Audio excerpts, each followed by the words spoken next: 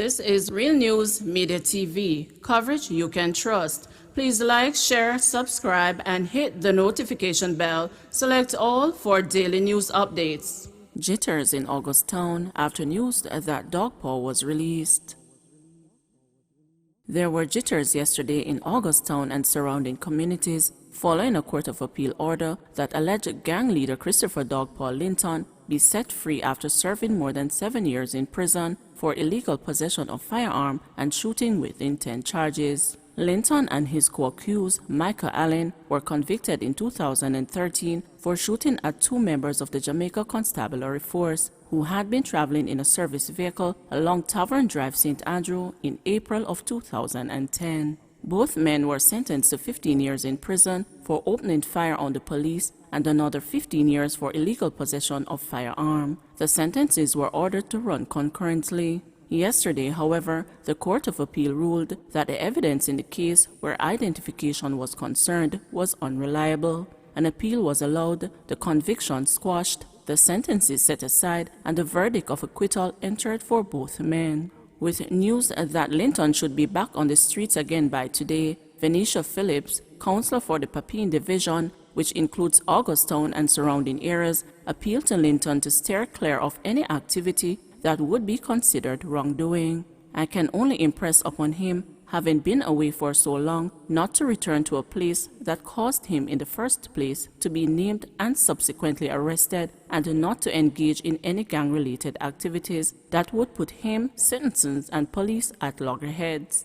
I would urge him to try as best as possible to stay out of trouble. We too, as counselors, have to respect the system of justice, and when that system speaks, we must accordingly say thanks to the court and encourage persons returning to the community to, as best as possible, conform, avoid confrontation, negativity, and violence, she said in an interview with the news yesterday. She said that once she comes across Linton within the division, she would deliver him, personally, a message of encouragement. Tavern is where he really hails from. As counselor of the Papine Division, I am sure that once Linton is in the space, I may very well encounter him. If I do, I would definitely express to him my expectations and give encouragement that he uses the opportunity to just reorganize himself into a citizen that the police won't need to be chasing and where people won't need to be speculating as to whether or not he is back to cause mayhem,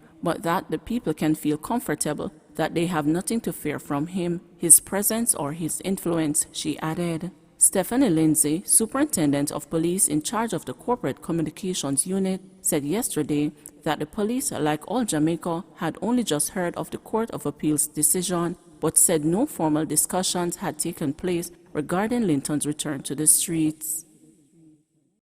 Member of Parliament George Wright released after interview with cops.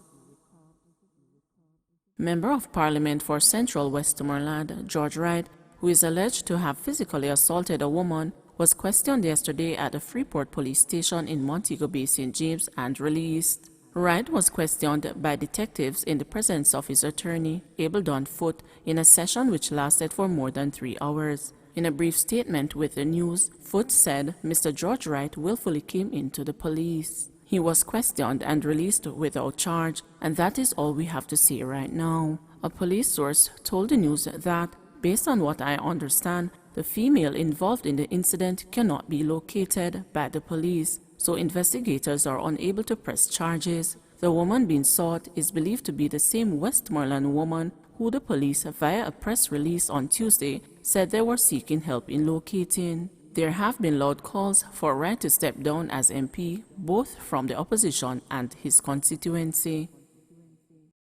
Man held with mini Uzi in St. James. A mini Uzi firearm and 13 cartridges were seized during a joint police-military operation on Brissett Road, Cambridge in St. James yesterday. The police said one man was taken into custody, however, his identity is being withheld pending further investigation. The police said the man was seen on the roadway acting in a manner which aroused their suspicion. He was then approached, searched, and the firearm found. The incident happened about 6:30 a.m. Police warns public about social media scams.